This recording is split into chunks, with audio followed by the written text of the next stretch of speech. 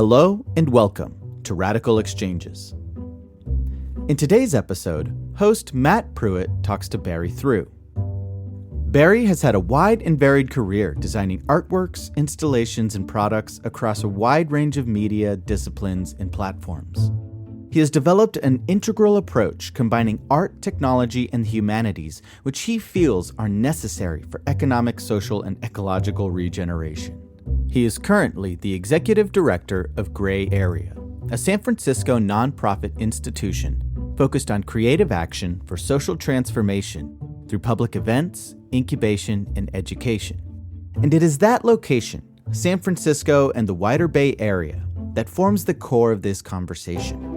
Both Matt and Barry have spent much of their lives in the Bay Area and have seen the culture shift drastically over the past few decades into the techno-utopian Silicon Valley worldview.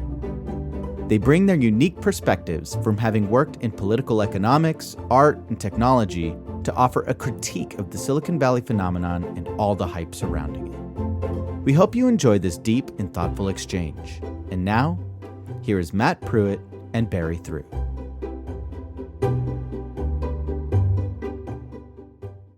All right, I'm happy to be here today with Barry Through, who will tell you all a little bit more about himself in a moment. But first, I'd like to say why I am looking forward to talking to you, Barry. So you and I have both reflected extensively on the sort of state of Bay Area culture and, where it's been and how it got to the point that it is at today, and where we would like to see it go in the future. Not only have you thought about this really deeply, you are in a position as the leader of Gray Area to play an important role, I think, in the development of Bay Area culture at what is kind of, I think by all accounts, kind of an interesting and pivotal moment in the history of this area. So first of all, welcome. Nice to see you. And good to see you. Yeah. Would love to hear a little bit about. Maybe you can tell the audience, in case you're not aware of your work, a little bit more about who you are and what you do, and then we can jump into it. Yeah, that's great. Thanks so much. And it's great to be here. And I also think it's a super important conversation these days, and something that I've sort of been directly involved in for, I've been in the Bay about 20 years now. So I guess, to start, I am executive and artistic director at Gray Area. And we're a cultural incubator in San Francisco. And it's sort of an odd organization in both, or unique in terms of both traditional sorts of arts organizations and organizations, I think, that deal with technology. We're a nonprofit. And we have a big theater space in the Mission District of San Francisco. It's the 15th year of the organization this year. And so we've moved around a little bit, but are at the spot in the Mission District. We do a few different things. One is public events. So we do exhibitions and conferences and symposia and things.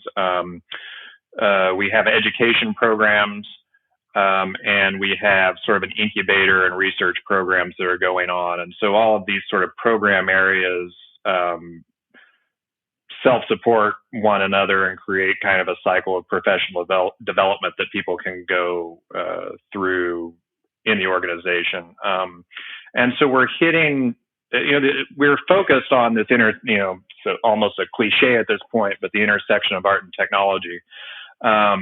But also like interdisciplinary collaborations. We're interested in the ways of knowing and intuition building that come with taking art and technology in the same conversation, pulling down knowledge, siloed knowledge in like vocational tranches and trying to find some ways of knowing about the world in that sort of way of working. And so we're also a community space. And so we're dealing with a lot of different kind of levels of this puzzle of how to operate as an organization, which is really thinking about how to reintegrate, I think, some of the ways of working that have been kind of rended from one another in the last, however long, but at least 20 years that I've seen in San Francisco with dealing with technology development.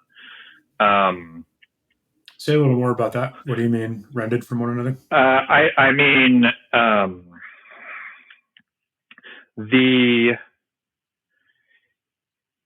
it sort of goes back to, I think, what we're going to talk about today, which is like, why is this sort of like economic miracle and innovation happening in San Francisco and the Bay Area? And the hypothesis is that's more of a story of culture and creativity than it is anything else. And as we've, I think as we'll sort of cover through our conversation, as we've become ever more sort of like capitalistic and extractive about how we're doing business here, and the way that the sort of companies that are here are not reinvesting in the kind of local cultural infrastructure in the area, has made an unsustainable situation that's effects are like being rendered explicit and kind of and characterized in endless think pieces about what's going on here. And like my assertion is that that's largely a problem of walking away from cultural support. Yeah. So let's lay a little bit of foundation. Like, I think it's probably everyone in the world, no matter where they are, has some kind of a perspective or some kind of an opinion about like what is going on in the Bay Area or what has gone on in the Bay Area. There's as you said, there's sort of endless think pieces. There's a sense of some kind of a cultural crisis. We're clearly at a moment in which people like yourself who are trying to do culture and to advance the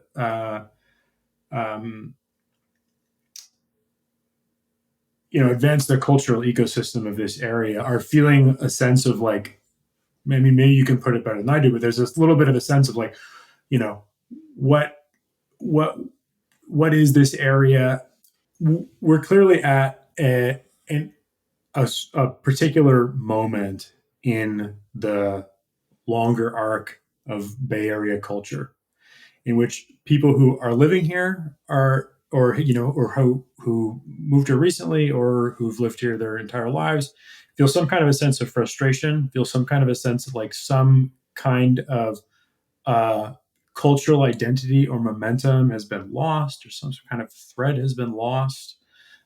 Meanwhile, the entire rest of the country in the world, also has a kind of a negative narrative about the Bay Area in their mind at this particular moment, which has some truth to it, but kind of lacks the nuance that people like you and I have been here a long time have been able to glean. And I wonder if you can. I wonder if we can try to share like your view on exactly like what has happened. Why have we gotten to this? What feels like a little bit of an impasse or a moment of pivot in Bay Area culture and identity. Like, what has led us to this point? Mm-hmm.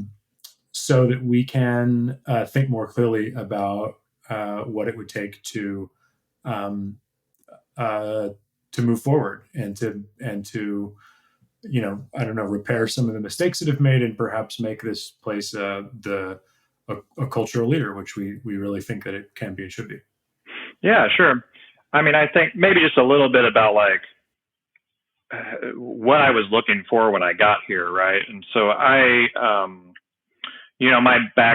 sort of made a career in this center of culture and technology kind of space, and I got there, I think, through playing a lot of video games, basically, when I was a kid. But that got me very interested in and sort of into computers generally. I also played, was in the band in high school, played saxophone and things like that. And so when I got, I basically did that, spent a lot of time on the computer, and through, sort of byproducts of like playing a lot of video games and having to install things and deinstall things and reload windows and stuff like that, gained some technical familiarity with just like how to deal with, technology. My parents were teachers. My mom was a college teacher, and so we got internet access very early through that. And so I had a lot of very early internet experiences. And so anyway, when I went to college in Boston at Berklee College of Music to do sound recording, because I had some sort of idea that marrying these sort of the music and sort of technical part into some sort of career would work out for me. And I learned on a lot of like large format consoles. And that's right when the sort of digital disruption in music had, Napster came out right then. And it was clear that like learning those kinds of skills weren't going to be that valuable ultimately, as everything was going to be laptop based. And so I pivoted into doing sort of programming and music synthesis, like computer music programming kind of stuff. And so after I came out to San Francisco directly after that and went to Mills College for a composition degree in electronic music. Mills College has a Center for Contemporary Music there, which is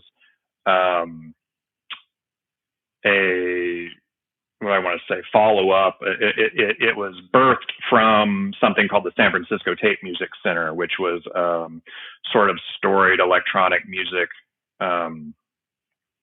studio where people like Morton Subotnick and Pauline Oliveros and Ramon Cinder, Don Buchla sort of started. Maybe we can go back into this later, but there was a rich kind of like electronic music scene, and still is, in the Bay Area.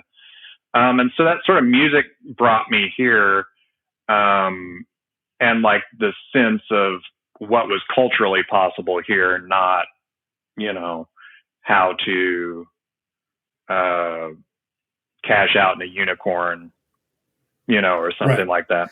But say a little bit more about that. Like, what was it? What was the cultural scene that you were attracted to out here? Well, I mean, some of it was just contingent, so I can't say like I had a complete strategy around this, right? All the dots connect in retrospect, but it was, one is that there is sort of just like a go west, like I want to say manifest destiny, even though that term's troubled, but there's like there is a west kind of like sense of possibility thing in the culture, gold rush kind, but not the sort of like cash out part of that, but just we can sort of like wax philosophic about the mythos of California for days, I think, but that's part of it. Specifically in San Francisco, the technology part is part of it, but it was less. I can say 20 years ago, in my mind, it was a lot different because it wasn't far enough away from like the kind of creation myths of, Steve Jobs and Wozniak in their garage. And, those guys met from Atari. So there was still a lot. It was more of a technology felt more creative in the, it felt closer to media than it did to whatever social media is now, which is a different thing. I'm not sure quite how to articulate that, but it was closer to something to me, to something in the space of music and like expanded cinema. It was more cinematic than it was, right. Than it was, was there functional was kind of or something. Yeah. Yeah. I think there was a way in which the technology culture was more of a culture and less of an industry. There might be yes, I think that's right. Not quite visible to people who've been looking at it for the past 15 years. Right? I think that's true, and I think the aspects of technology that are most interesting to me are things that fall more into the realm of media, and I would say almost cinema. How to create kind of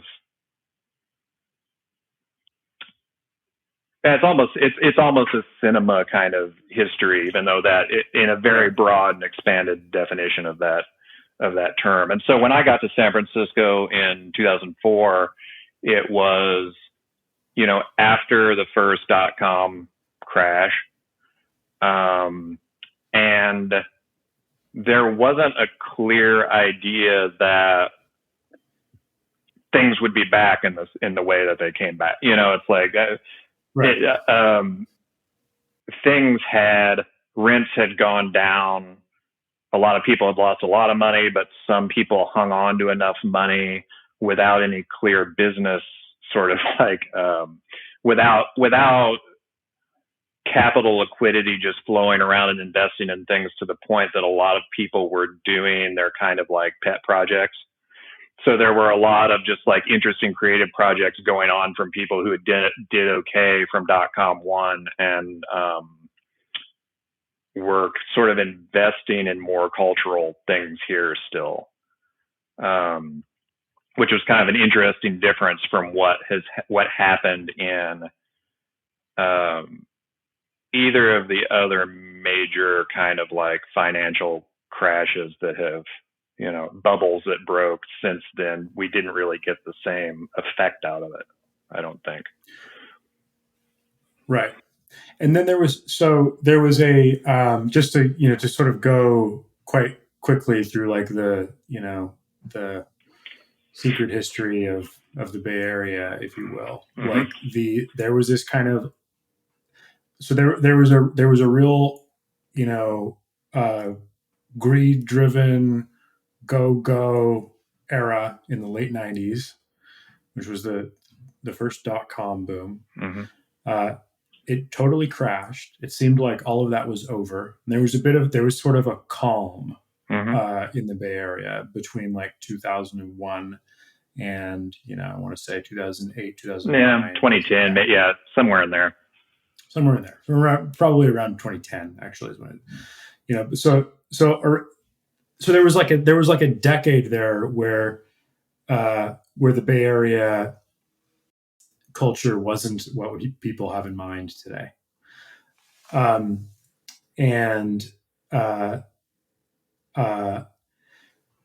then the sort of Web 2 social media era, the era of like, kind of mega growth of Google and Facebook, took over the whole area, basically, around, 9, 10, 11, 12. Yep. And this was the era of, I think that Douglas Rushkoff kind of captured something really important about this era with that book, Throwing Rocks at the Google Bus.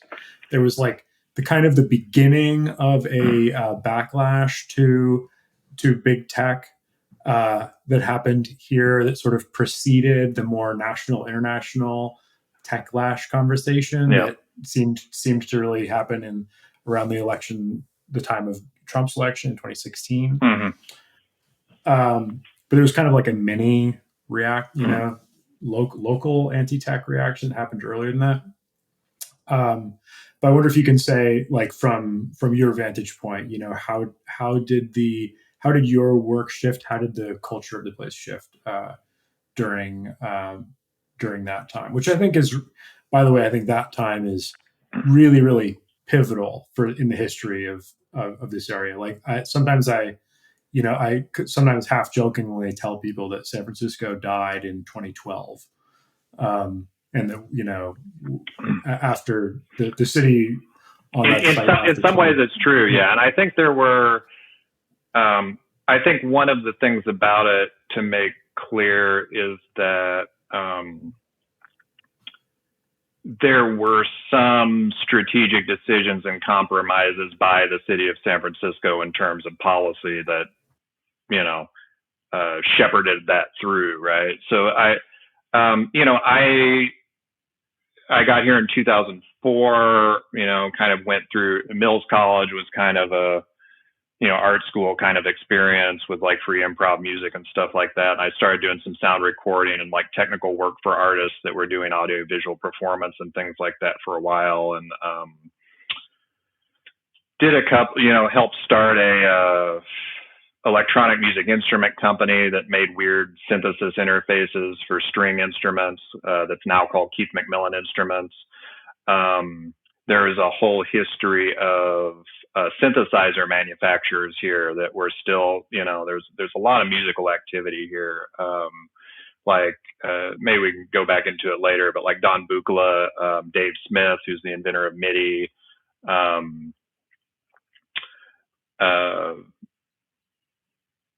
Roger Lynn, who invented the drum machine, Max Matthews, who invented digital music at Bell Labs, in the I can't remember the year, 50s, more or less. And a couple of major music research institutions there was Mills, but also UC Berkeley has a music institution called SynMat. And then Stanford has one called Karma, that this John Chowning started, and he invented frequency modulation synthesis, which was, until Google, was the highest grossing patent that Stanford University owned all the way up till Google, was this frequency modulation synthesis that Yamaha bought and started this. Anyway, so that's part of the cultural, it's like, what was the highest grossing patent until Google? Okay, it was this weird electronic music algorithm, right? And so that was the kind of like output that the Bay Area was kind of having. I started working with a place called Recombinant Media Labs at the time, and which still exists, sort of partner organization with Gray Area still, and we did do present and commission surround audiovisual works. We have like sort of a surround video presentation system that can tour and things that we do. And around that time is when I met Josette Milchor, who founded and started Gray Area, along with sort of the group of people that coalesced around that organization in some of its early, it was a small town at that point. It, like in that late 2000s era, because there was sort of less attention to it because of the .com kind of crash. Again, there was this capital activity in the same way. Everybody met each other pretty quickly that was doing any sort of cultural activities in the city. And so that was about the time. So, we started working on both Gray Area and some other stuff at that time. And originally it was going to be a gallery to support this group of artists in the city that was working on sort of software-based art, generative and software-based artistic output.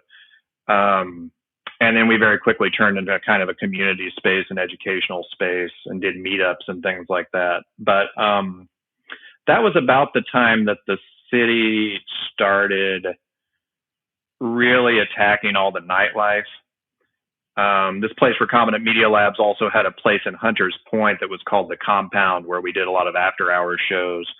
And there was a time during, 2009, 2010, it might have been 2011, that the police in the city started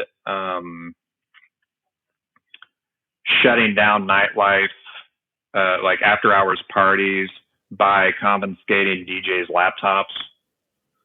And a lot of people were DJing on their work laptops. This must have been about the time that Ableton Live was in its like first releases or something, and so that pretty quickly shut down a lot of in Soma particularly, there used to be a lot of kind of after hours and like loft parties and things like that. And they shut all that down pretty quickly. And it must have been about that time that the Twitter headquarters moved in, which I think was one of the bigger kind of like points in this story in terms of, a milestone, because that movement of a big company into the city, they were offered like major tax subsidies and breaks to do that. And it was really the start of this kind of capitulation to tech and, to drive this economic growth in terms of policy, which is also coupled, the other side of that is, I think you can't get away from like the current state of San Francisco without talking about real estate generally too, and what goes on with kind of like zoning and like housing costs and prices, which is sort of wrapped up in that a little bit. But maybe we can get to that. Maybe we can come back to that later. But I'll just mention it because I think it's a big thread also. Well, one piece that I just want to sort of draw out here, because I think it's important, is that like there was that period of time, when Twitter moved into the city. I think that Twitter moving into the city was kind of symbolic of a larger phenomenon that was happening at that time, where basically Silicon Valley was moving up north, up the peninsula to San Francisco. So there used to be kind of a cultural separation or distinction between San Francisco and Silicon Valley. And at some point, as the big, companies started to grow around the end of the 2000s, they started to hire like crazy. And a lot of the people that they were hiring wanted to live in San Francisco, like thousands of people. That influx of young tech workers into the city changed the city in a quite a rapid and dramatic way. I think what's important to see is that like the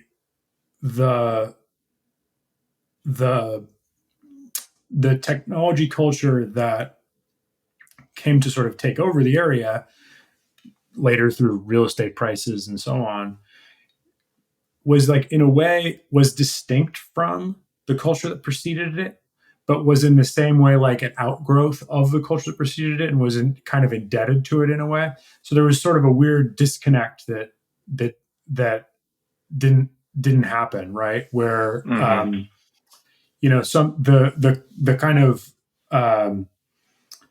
generative, creative, cultural milieu that made Silicon Valley possible was, squelched by the culture of the big tech companies around this time. And there's kind of like is that how you perceived it too? Am I kind of getting this right? I think that's right. I think there was still kind of that like Wild West and like possibilities mentality there, partly because it was cheaper, and there were still some like raw spaces and things but at that time, it was even more so than now in a certain way, this like startup fever sort of, I mean, now it's Right. the caveat to that is we should talk about like what's happening with AI now, because it does hold some parallels, I think. But it's an interesting time right now that's like both simultaneously boom and bust in San Francisco, and like it's making a weird, a very like nobody knows what's going to happen. You know, it's like it could fall either way. But you know, at that time it was still like, okay, there were like a group of 3 friends that met at the coffee house every week, and they started a web app, and the web app then was like Facebook or whatever. You know, it was like 7 people, that sort of thing. Even prior to, even outside of like venture capital, which is like more of a thing now that people are after. But at that time, even though that was, you know, it's not like there wasn't venture capital, but it seemed that there was more of an opportunity just to like launch something online and it would like take off. You know, it's like the field was somehow less crowded, and there was still opportunity. And there was, in San Francisco, there was this idea that, again, there was a cultural milieu that was,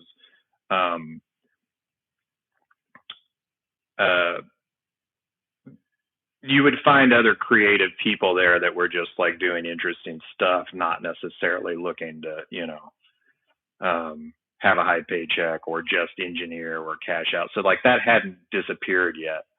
And I think the artistic kind of community there was also felt as a part of that situation that was going on. And the thing that I think,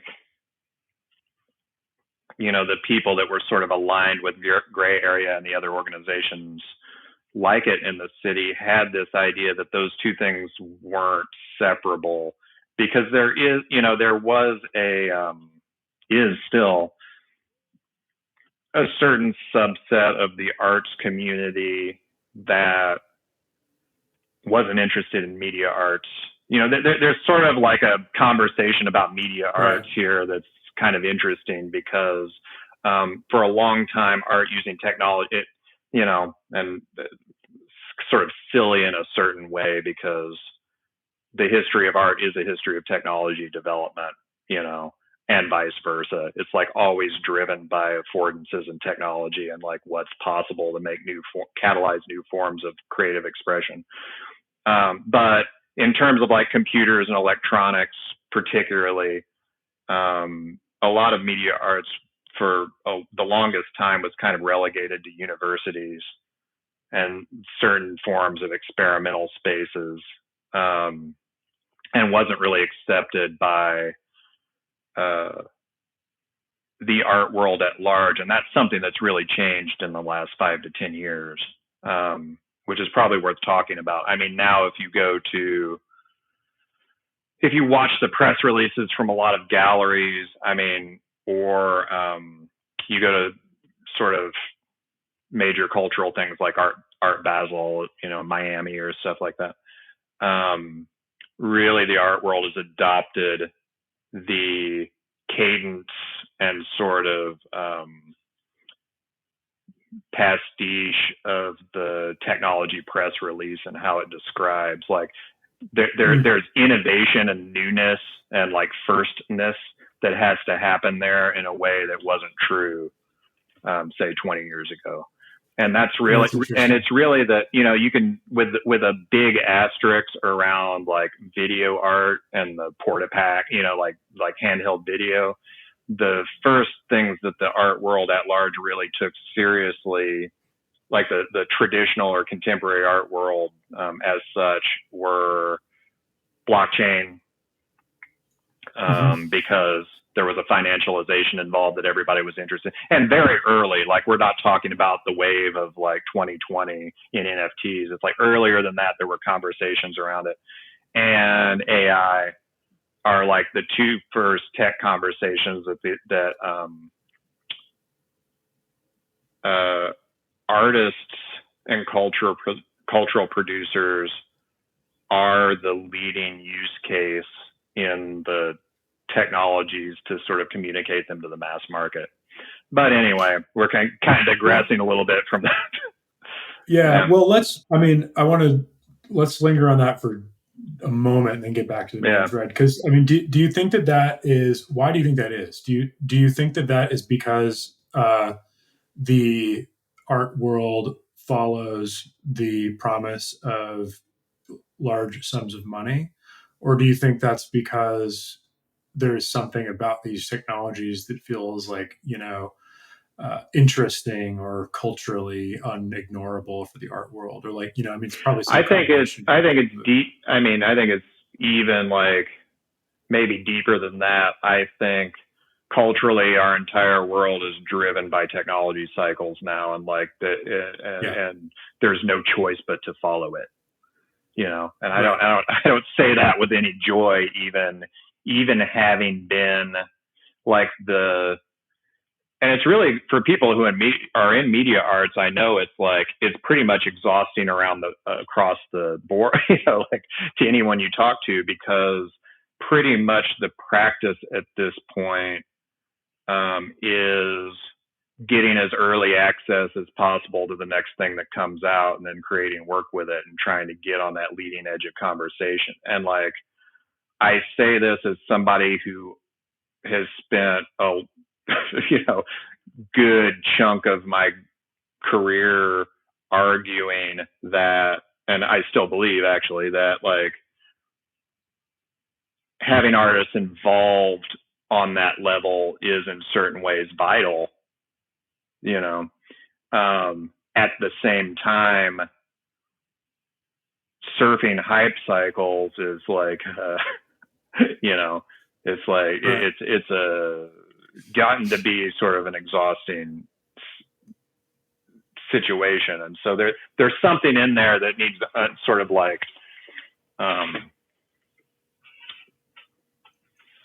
it feels to me like, the artistic possibilities of a new medium are not immediately obvious all the time, right? So not at all. If you're just moving to the next medium, then there's not enough time for an artistic, understanding of that medium to emerge. So and the interesting stuff is that's the point of getting early access. I think that the value of having artists involved is that it amplifies certain capabilities or desires very narrowly at like the expense of the periphery. Right. So you lose context and you lose sort of like, you get very myopic. And part of the, as gray area, part of what we're trying to do is demonstrate that, the value of adding arts and culture and that activity back in to the, early during innovation and development and sort of, critique is that what art does when it's done well is like increase the aperture of what you're, the context within which you're looking, and expand the set of possibilities and find edge cases and do all that stuff. And so I think it's interesting because it's really this capital cycle that's the problem, and not the interfacing with technology, innovation and technologies that's the problem. So that those are so linked that it's almost hard to separate them, but there is something in there that they're not, there's some parallax in there where they're not precisely the same thing. Totally. I think there's definitely a distinction there. Yeah. And this kind of brings us back to the main thread here, which is that like what we're trying to understand and grapple with is this sort of amorphous observation that this boom in the related but not identical areas of, capital and technology in the Bay Area has not fed cultural Yeah. life in the way that perhaps it might have, right? Yeah, and what happened during the early 2010s, let's say, was when this sort of like local techlash started happening. Some for some great reasons, right? It was you mentioned Doug Rushkoff's Throwing Rocks at the Google Bus book, but I mean that was a real situation that happened, right? Like the deal is that the commuter buses from San Francisco down to Silicon Valley started using public Muni, which is the local bus, line, municipal bus line infrastructure, with all these tax breaks happening at the same time. And so it was like, why are all of these private buses using public infrastructure? So it really was, kind of like, I don't really want to use the word socialism, but it's like it's that kind of like social public service, like what's public infrastructure and what's private infrastructure and how does it relate? Yeah. There was all this sort of without anybody having any sort of like coherent ideology on the city of San Francisco side, that was a big argument that was going on, and so when we were dealing with art and technology in San Francisco during that period, we were kind of in the worst of both of all possible positions, and still are in some respect, where sort of the art and cultural community's initial reactions were to say, screw tech. They're a malign force in this cultural ecosystem, which I think there's a point there. But also from the other side, you had a lot of technology people that didn't understand why they needed art and culture in their practice. And so I think that there was kind of antagonism on both sides. And I think one of the early things that we were trying to do is say, like, okay, you bring, it's like the art and technology people aren't talking to each other. You program certain things to bring them both in the same space and communicate. There will be a synthesis and integration of fields, and then, Pegasus will spring forth from the, and instead, the art people didn't know why they needed to go. They didn't want to be in the room with a bunch of tech people, and all the tech people had no idea why they needed to go to art stuff. And it's just like instead you have this what you could make is this, and this has always been the challenge of media arts in general, is it turns into a third space kind of thing where it draws its own cultural borders that's like not integrated with the other things that are going on. And so you just end up with another kind of silo where what you're trying to do is break that down and integrate. And so that's an interesting kind of thing that happened. It's really interesting. Yeah. I mean, there seems, so I have a couple sort of observations to make, but let me contextualize them first. I mean, the reason that I think that this conversation is so interesting is, I mean, I find it interesting on multiple levels. One is that, I was born in the Bay Area. I grew up here. I care about this place. I want to see it thrive in a way that I feel that it is not right now. But also I feel in a way that like in the same way that I think there is a way in which the future of the world happens here first, for better or worse, and has for some time. I think, yeah. And I think that here Shenzhen is where you got, pick one, Right. And I think that you know, I therefore think it's interesting to think, it's not only interesting, but important to try to think about how to address the problems that the Bay Area is facing right now, because the Bay Area has been sort of a canary in the coal mine for a long time in all kinds of ways. Like, if you thought Facebook was stupid in 2009 and you didn't live in the Bay Area, well, you were right, but also it was coming. So there's a way in which what the Bay Area is facing right now is relevant beyond it, and I think that you put your finger on something important, which is this idea of fragmentation. Mm-hmm. Right? There's a way in which, like, kind of cultural spaces just tend to fragment here and not integrate. The tech people don't want to talk to the art people. The art people don't want to talk to the tech people. The media art people don't need to talk to the other art people. There's and I think you can see that pattern reflected in all kinds of other cultural mm-hmm. Bay Area contexts. One of which is Burning Man, right? Burning Man is an interesting phenomenon to me, precisely because you can't imagine anything more of a silo, right? It creates another parallel world for itself that doesn't really, way out there in the Nevada desert, that never really integrates, never really reintegrates, never really brings anything back to the rest of the culture on a scale with the effort that went into building a parallel silo out there in the desert. Yeah, I think that's true. There are a couple of interesting things there. I mean, this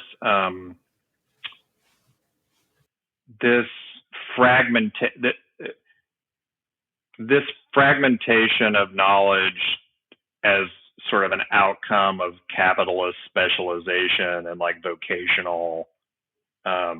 I am not a sort of like anti-expert person in any, it's like not, throw away the experts or whatever, but, so some degree of that's necessary. It's like, there's something to like spending a long time in your life studying and getting good at, some sort of defined, subject matter. But in terms of being interdisciplinary, that as institutionally and systemically, there's a problem. So it's not any one person's but so there, and this divide between, I hate having to use the term art and technology for a couple of reasons. One is it's been completely co-opted in the culture it's a meme now, right? It's like the word intersection of art and technology is like a joke in some way.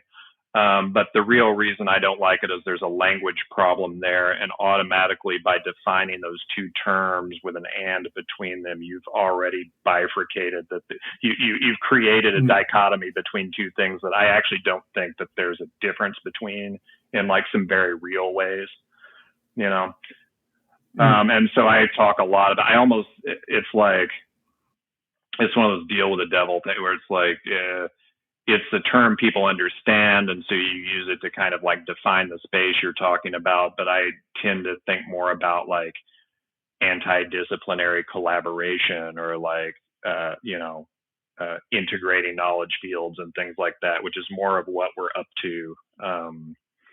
Anyway, this was identified there are a lot of historic examples to this, right? There's like experiments in art and technology, Bell Labs, there's the LACMA Art and Technology Labs, but go back to, there was a book by this guy, C.P. Snow, called Two Cultures. This thing, he had this thing called the Two Cultures Problem, and he was thinking, and this was I don't remember the year on this book, but it was some early to mid 20th century. And he was just talking about creatives versus engineers, and having this language, this communication problem between the fields that blocked being able to sort of synthesize and integrate and like invent more than Right. innovate, which are different things, right? So really we're talking about mending a rift that I think is caused by capitalist specialization to some degree, between this sort of like culture and engineering, technical and sort of creative. I mean, if you want to get really cheesy, left brain versus right. I don't put any water in that, but it's a way. There's something in that. Yeah. Well, there's another. What? So I guess the main point in that is like, if not in San Francisco, where to attack that problem? That's the point of it. And so, like, why are we doing gray area? Why does that organization exist in San Francisco? Is because if ever there were a conversation that the Bay Area should be able to own and be a world leader in, and would, if the values inherent in that were kind of supported via cultural infrastructure, like at scale in the city, like that, there's no place on earth that should be able to own that conversation more than San Francisco. And instead it's sort of like turned its back on that and become extractive. And so now, like, back to Burning Man, to not let that just like go by unremarked upon. It's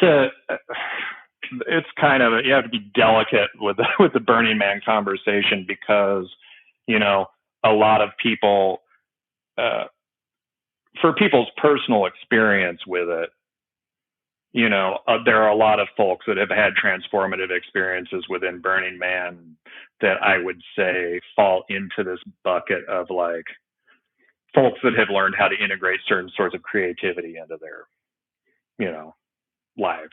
So like, cool, right?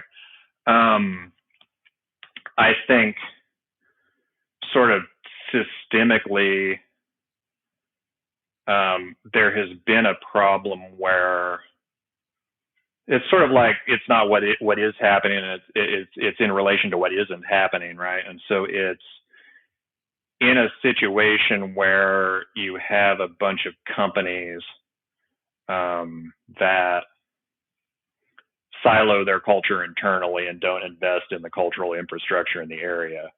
So I mean, that's the main thing, is that there's a cultural milieu in San Francisco that went from the gold rush all the way through the 60s, made a bunch of companies happen here, and then those companies all became extractive and stopped reinvesting into that sort of cultural infrastructure that supported it. So that's been eroding. And when you have something like Burning Man, which takes up unquantifiable amount of not only financial but human resources, like there's so many people here that most of their cultural activity throughout the year is building a project to go out and burn in the desert. Then and like exports that to this enclave, which is supported, purports to be sort of like anti-capital, but is like clearly only sustainable via like a huge pouring in of resource. When that's put in juxtaposition and contrast to the sort of like erosion of cultural infrastructure in the city of San Francisco itself, it's hard not to see a strategic misstep there if you're interested in, sustainability. Right. And that's, again, to say nothing of like the friends we made along the way, or communities we've built, or like love we've shared, or whatever that is going to be inherent in the social situation of going out in the desert and doing a bunch of drugs or whatever. Yeah, exactly. I mean, yeah, I want to make the same caveat that, I mean, if, it's I have many friends who have poured a lot of love and sweat and tears and joy into Burning Man, and it's a very important thing to. Some of my best friends are burners. It's like exactly. Yeah, I mean, it's a great thing, but that said, nothing is above criticism, and we got to take a look at it here in context, right? And like but there's another. I mean, I also want to. So where we need to get to in a moment is like where we are now and how we, and what it would look like for San Francisco to, or I shouldn't just say San Francisco, like really the Bay Area, what it would look like for the Bay Area to perform some kind of a overcoming of the cultural crisis that it's in. Mm-hmm. But before we get there, I want to problematize just a little bit further by pointing out some older historical things, right? Yeah. So one is that I think another angle on the extractivism that you outlined is indicated by the following, and I'm connect things to Radical Exchange a little bit here. Mm-hmm. So, Henry George, the 19th century economist and land reformer, who had these kind of wonderful insights about the way that private property in land allows economic extraction.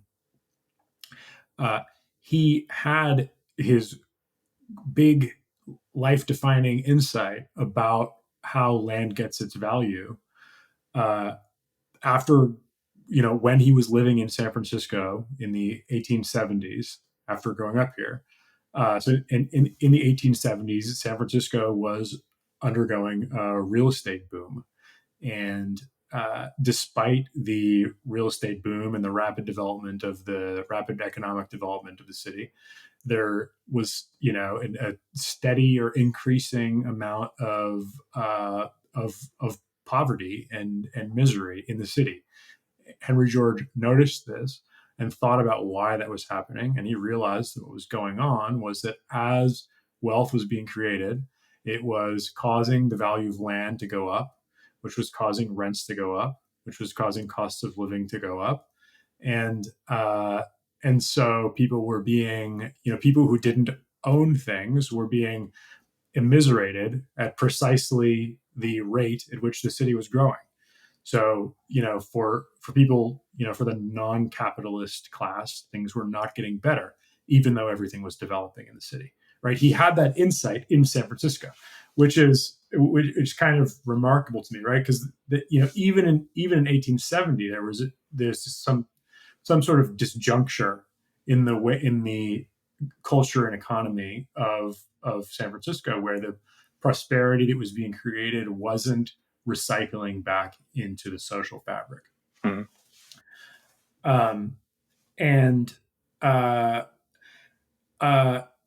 And then going into the 20th century, I think we have to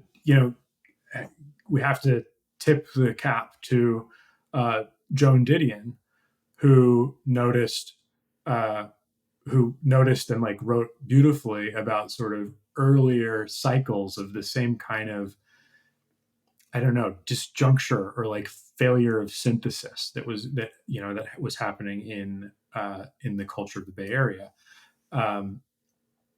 She writes about how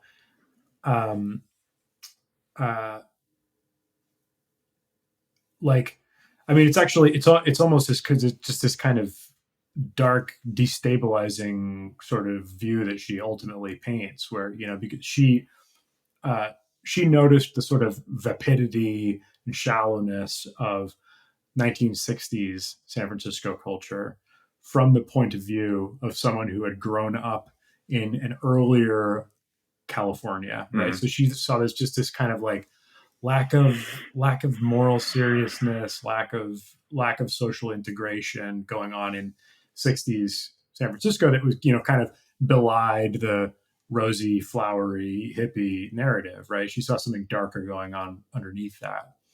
Um, and uh, and then later in life, when she like looked back at her own childhood, she saw actually this same kind of like uh, uh, things are not quite what they seem dimension to the culture that she grew up in Sacramento, which was kind of like uh, the the best way to she grew up in basically a prosperous agricultural um, class of like Central Valley planters who were sort of had a conception of themselves and a conception of their identity as Californians that was very much informed by this kind of like Western movie mythos of the pioneers and the far West and the and as she got older, she saw the kind of emptiness of that too. So there's this kind of like, I think that there have actually been many generations of people in California who have uh, tried to solve this puzzle or tried to solve this riddle of the way that the culture seems to change really rapidly. It seems to not have a very strong sense of itself, um, and it seems to kind of alternate quite dizzyingly between a sense of enormous promise and freedom and this kind of sense of decay and anomie and atomization. And so like I feel that whatever comes next for California is first of all, it needs to be attentive to these cycles of history, recent history as well as the deeper history. And if we can figure something out, if we can figure out, who we are today and how to build a better society in this kind of hyper modern, hyper,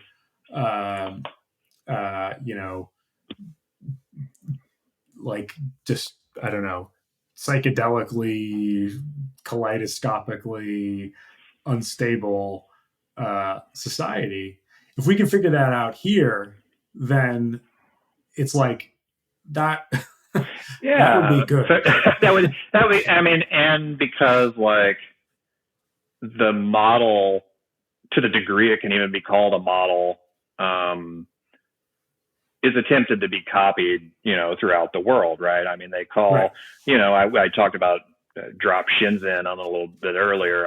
That's a whole different thing, right? But they call it the Greater Bay Area there now. Part is like a provocation, and part because it's pointing at something, right? And then you have things, Berlin has Silicon Alley, and there are all sorts of, people call their local, that everybody wants to make these tech innovation hubs that they think is going to do something similar in terms of economics. But I think that there's not the appreciation for the cultural cross section with that and how that's contributed,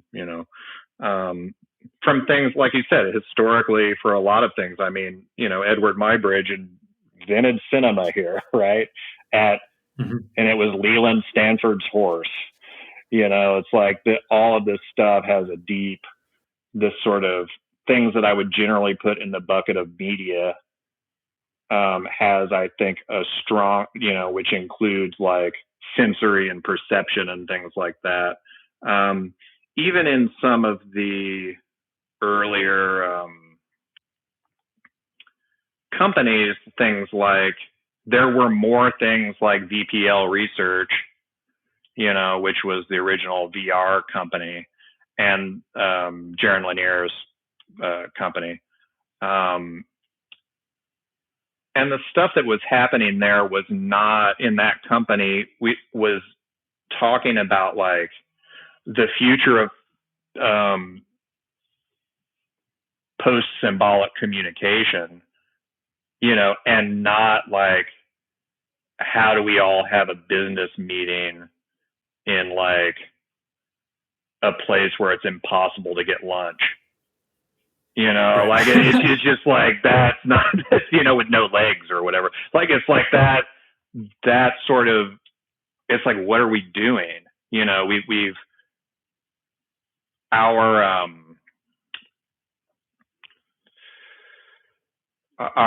kind of like humanistic goals are so petty and impoverished now that it's very hard to figure out like what's going on with that.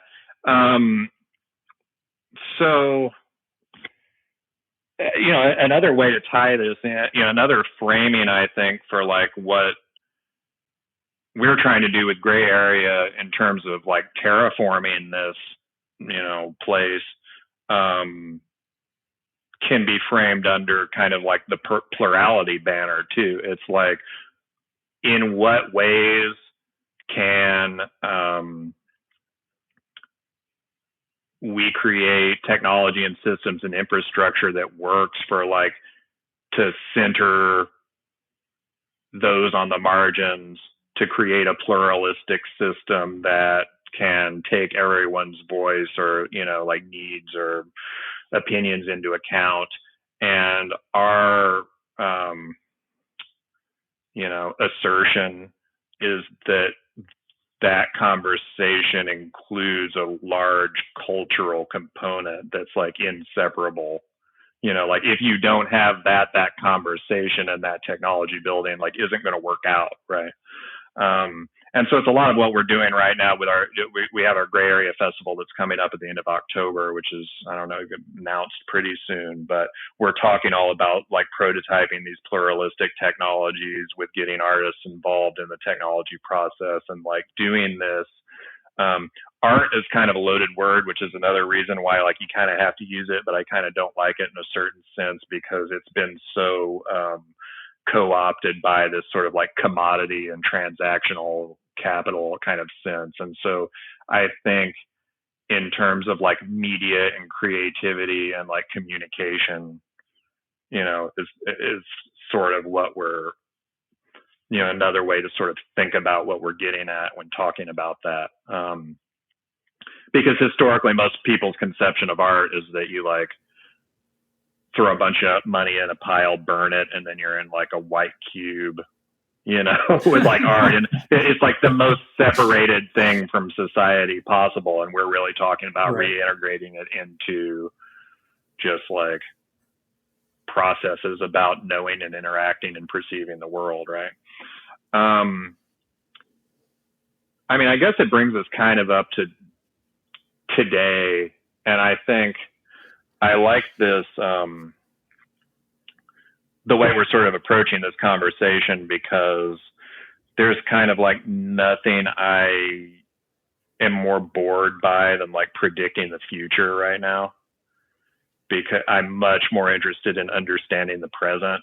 I think we spend too much time trying to speculate on the future when we don't even know where we are. And so I think it's like, okay, where are we, right?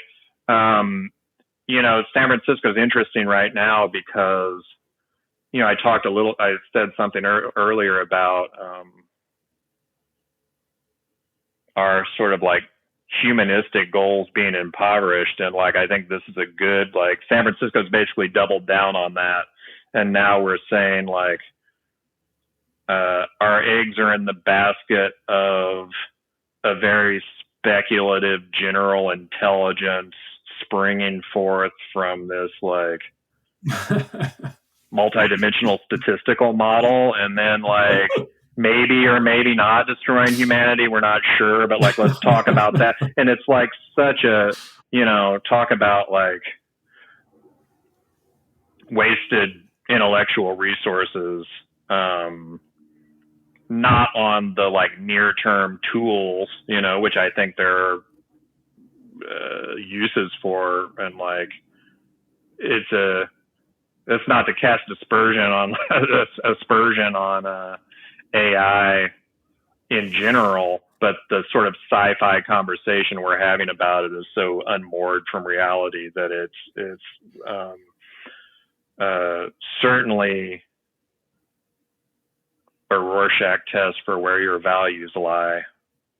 Yeah. Well, one thing that I guess is a bit of a Rorschach test for me, but if you like, when I look at all of these sort of all the prior cycles of Bay Area culture, I mean, what one thing that really just stands out to me is the way in which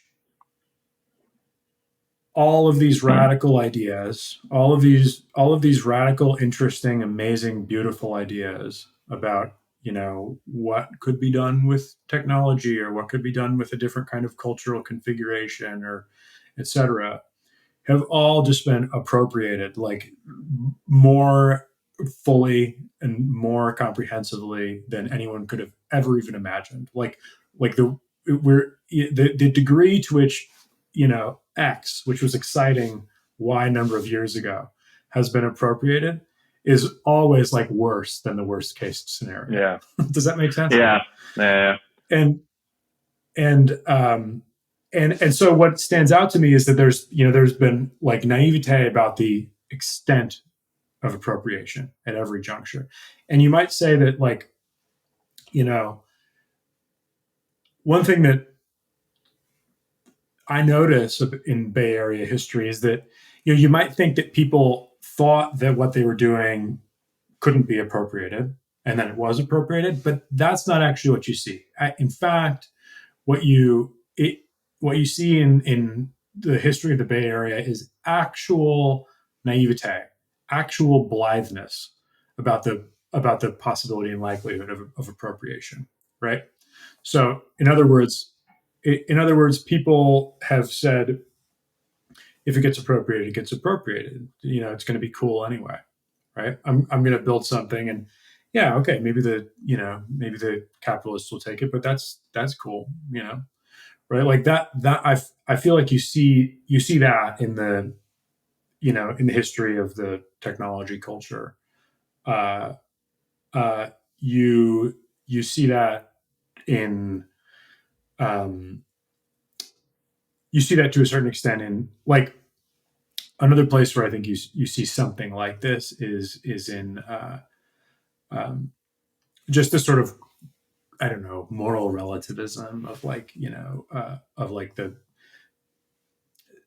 deadhead culture, or the Burning Man culture. These kind of like for example, in the 90s, there was like a weird intersection at Burning Man between like hippies and gun nuts, right? Neither one judging the other. Yeah. Right. That is emblematic of something, right? But to me, the lesson is that, like, I mean, I think we need to be more focused on like economics and political morality. I think that that as we imagine the possibilities for foundation models and AI and all the rest of it, the conversations about how this affects political economy should be the first, second, third, and fourth things that we're talking about. Not the question that we get to after we finish being excited about. Yeah, it's interesting. I think that, like, and all of this goes into like a sort of decades long sort of flight into abstraction. It's like, what is the metaverse and what is cyberspace? It's like not glasses you strap to your face, really. It's like a psychological space of just like floating off into pure idealism with no. And so really we need to get back to some of this stuff is like, what's the most naive materialist like take you could have on this stuff, right? So, and I think there's that sort of, one of the things I was going to mention earlier is that the other interesting thing that's sort of in tension with all of this stuff in the Bay Area is like, there's such a rich history of environmental work here. People that really understand kind of like Gaia theory, living systems, like agriculture, like there's all very like earthbound material conditions kind of like stuff here. Some amazing artists like Helen Meyer Harrison and Newton Harrison at like the Center for Force Majeure down in Santa Cruz. Newton just died last year. People that are really, so that, you know, there's this history of environmentalism here from, you know, that came out of also the a lot of it from the hippie movement. And there's the same sort of cognitive dissonance that happened between, you know, one of the things I like to notice and have gone back to is the sort of switch from whole earth to wired. And the sort of way libertarianism crossed both of those thresholds. And so, you know, whole earth had a certain amount of like human agency and empowerment, but also sort of environmentalism and sustainability and how people could integrate with tools into their land, you know, the commune movement, like geodesic domes and things were wrapped up in it. But at some point around, you know, 2000, it switched over into wired. That was just a wholesale, you know, there was this sort of John Perry Barlow, you know, we're all citizens of cyberspace and we're released from all material, because we're going to go build utopia in the electronic superhighway, you know, or whatever. And you go back to some of the media theorists like McLuhan, and like every one of these extensions of our nervous system is an amputation. And so it's like, what have we amputated, right? Right. Right. And so that's kind of continued on to today with this AI stuff, where it's like we're floating in this abstraction about intelligence. You know, people are saying things about intelligence that have no grounding. It's just like thinking about the abstraction of what intelligence could be in and of itself with no like material conditions around it, or like in physical embodiment, or like sensory apparatus, or how the lived experience of being an actual person or cow or dog or bat or bacteria or whatever contributes to the way that you perceive and are intelligent about the world, you know? And we're just in this like statistical model abstraction that like doesn't even make any sense. And so it's really, nobody is asking, like you were saying earlier, these questions about who benefits from this stuff? Why are they benefiting? Why are they doing it? Like, where are the data? Like, what does it take to train these things? What are the politics beyond that? You know, it's like pretty interesting that somehow, you know, I don't know what was the cart and what was the horse in this, but it's pretty interesting that how much of this pivoted around the Ethereum merge. Because prior to the merge, you had a whole bunch of graphics processing hardware that was dedicated towards mining crypto, right? And then post-merge, you had a lot of resources freed up. And almost immediately after, you saw a boom in AI training on like NVIDIA hardware.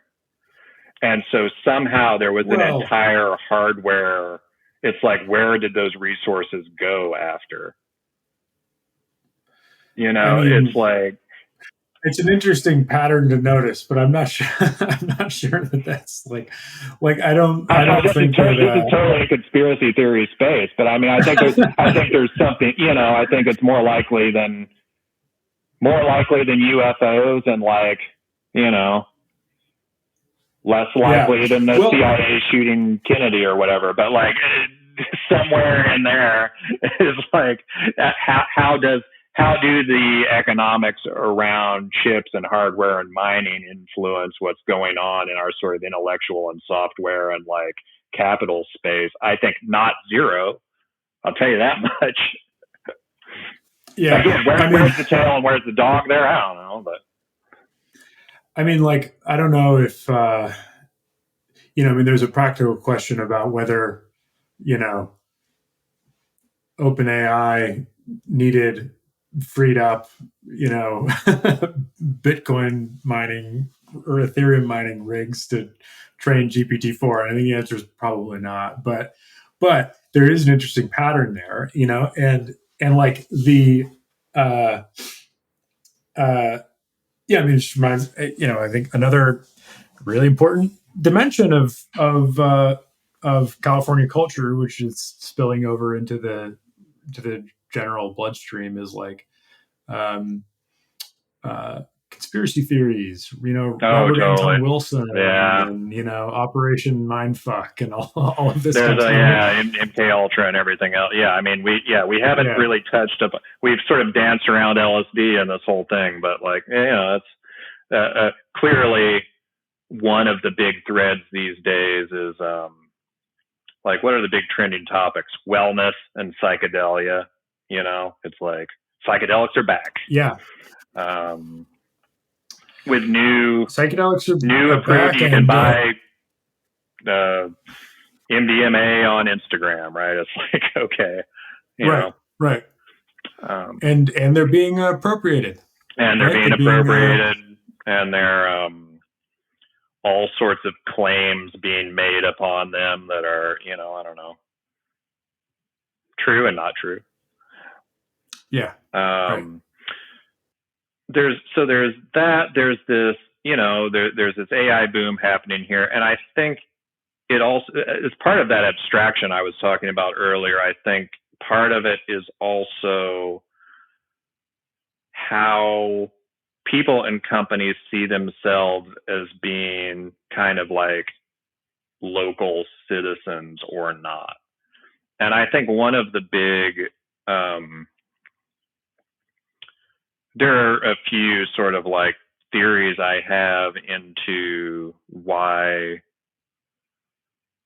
you know, even when you go to more established sorts of known cultural institutions like the opera or ballet or symphony or major museums, you know, in San Francisco, flip to the back of the program, you don't see Google, Facebook, Twitter, Oracle, you know, Sun Microsystem, like whatever, these companies. You do see some older things like Hewlett, you know, like IBM, like there's some of these sort of 20th century companies. The way some of the new kind of web, you know, let's say web companies contribute to culture, and you flip, you know, if you go to flip to the back of the program, even at some of the more well-known cultural institutions or like well-established and like legible cultural institutions like the symphony or the ballet or the opera or, you know, modern art museum or things like that in San Francisco, you will not see Facebook or Twitter, X or Google or Oracle or a lot of these other companies. And so what's going on with their sort of like cultural philanthropy there? And I think there are a couple of things. One is just that companies like to silo their culture internally. Like I was kind of saying before, you know, if a company wants to do some cultural output, they'll commission artists to put things on the wall of their campuses, or they will run sort of cultural programs internally that then might be displayed in like London or New York centers where they want sort of the cultural prestige of doing something kind of like strategically, but they won't do it in San Francisco, and so things don't get reinvested there. That's one thing. Another thing is that generally the people that are doing work in technology feel that their work is their philanthropy to a large degree. It's like, to like absurdly, it's like, what do you mean? Like, why would I donate? I work on Gmail. Imagine a world without Gmail. I facilitate the communication between, people, like people's grandmothers would not be in contact with their grandkid, all this stuff. It's like, that is my philanthropy. I'm making the world a better place, which is like not untrue, but it's also like a different conception of how you contribute to the world than a lot of earlier like models of this stuff, right? And I think a third one is just people, like these companies, and maybe people, I don't know, companies don't consider themselves local to San Francisco. They consider themselves global companies that happen to be in San Francisco. Like maybe they have an office here, but they're not really invested in the culture locally. What they're trying to do is like operate on a global scale. And so that takes the sort of like sense of like sort of philanthropy out of it. And I think, now, in addition to like the wellness and psychedelia, the AI and like transhumanist intelligence stuff going on, the other thing going on now is like effective altruism, right? Which is, a lot of these folks that spent their 20s and 30s building up these companies and then like watched The Social Dilemma once, were like, oh, maybe some of the stuff I did was problematic and bad, at least as byproduct. And then it's like, okay, now I guess I have to fix the world now, And then so you have all of these weird like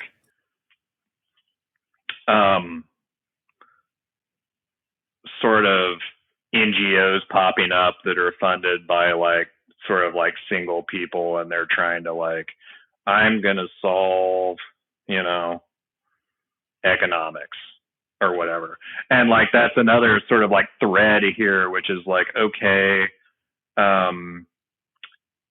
people in San Francisco, nobody wants to contribute to stuff that's existing. Everybody wants to start their own new thing and like run with it, right?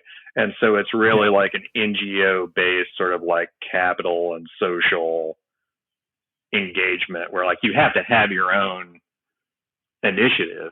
Like you would never go around and see who's been doing work for like 30 years or whatever and like try and help their thing, because clearly they haven't done it right because there are still problems. And so you have to have some new, simple like idea for how all the problems are going to be fixed. So it's an interesting like change in how thinking around philanthropy is done, and it all has to be metric sized and like have impact metrics, which leaves what I think is like maybe slower and less definable, but ultimately crucial and more important, which is like, what's the culture and how do we think? Like there's culture precedes politics, and a lot of times we're talking about a political project here too, where we don't have any grand narratives or ideology of how we even, or vision of how we want society to be, even today, let alone the future. Like, what do we want to see happen? And like there's very few coherent kind of like thoughts around that now from what I see. So where do we go? What's the? I mean, this is the most California question I could possibly ask. Where do we? What's your quick fix, Barry? Well, what's? Yeah, it's like, let's go. There are a couple good hot springs up north that I can think. It's like, give you the most Californian answer, right? It's like, well, we're gonna get some beers and go out to, it's like, smoke them if you got them, baby. I mean, I'm biased on this answer, right? Because I actually am doing the thing, a thing. I would never call it the answer, but I think it's some sort of at least leverage point, if not a precondition for what I think should happen, which is like a cultural engagement with like what we're doing in a way that recenters the margins and sort of listens and sees the conversation through training perception, realigning our sensory apparatuses from just being visual into like sound and touch and music and like experience, like that sort of stuff that's like, it really can sort of, I risk sounding like a hippie myself, but I think there really is something tangible in the way that we're like, and I think it goes back for me towards, like I was saying at the beginning of this, like I got into all this stuff through music. And I think there really is something there about the difference in sort of psychology through auditory and visual, like, McLuhan talks about a lot about this, like sensory imbalances and things since the printing press. And like, I think there's some truth to all of that in just like, I can say how I thought about and conceived about the world being in sort of a sonic space for so long and then going in, like I was also a coder for a long time too. Like I did a lot of programming when I was in kind of like some of the, I ran a couple software departments. And so it's palpable, the difference in the way you kind of think and perceive in those different modes of mind and headspace. So I think getting people re-embodied, socially connecting, getting into conversations and listening and doing that through a process and methodology that includes the tangible creation of like media artifacts and objects as ways to sort of communicate to the public and think together through these sorts of sensory experiences, like that sort of thing. The theory of it isn't entirely fleshed out and articulated in an elevator pitch, but in practice, I can say that like there's a there. Are you a meditator? Off and on, yes, yeah. I like to say I don't, not in the sense of like I don't do any very long term or like I'm in and out of meditation. I bicycle a lot, so I would say like cycling, like road cycling, and I think that there's some degree of meditation in the best times of that also. But why do you ask? I mean, yes. Well, just because what you were talking about resonates with the idea behind a lot of different meditative approaches that are about sort of like stabilizing and centering attention around this sort of sensory field. I think it's pulling. I think there's some. It's like pulling out of. We're talking about assailing the Cartesian mind-body split with all weapons at our disposal. Like that's. a very base level of it, right? It's like the destruction of linear perspective and the Cartesian mind-body split is like really what we're about. What gray area is about? Oh, I don't know. Yeah, maybe. Or what we ourselves. We'll see. Yeah. I mean, I don't want to speak for everybody involved, but that's what I'm up to. I think that's probably a good place to wrap up. But it's always good to talk to you. I think that the cultural challenges of the Bay Area are really deep, but I'm glad that you're working on them, and I think that I guess as I was saying earlier, one thing that worries me, frankly, because I know that a lot of people around the country and around the world think about the Bay Area too, from different kinds of points of view. And, one thing that worries me is that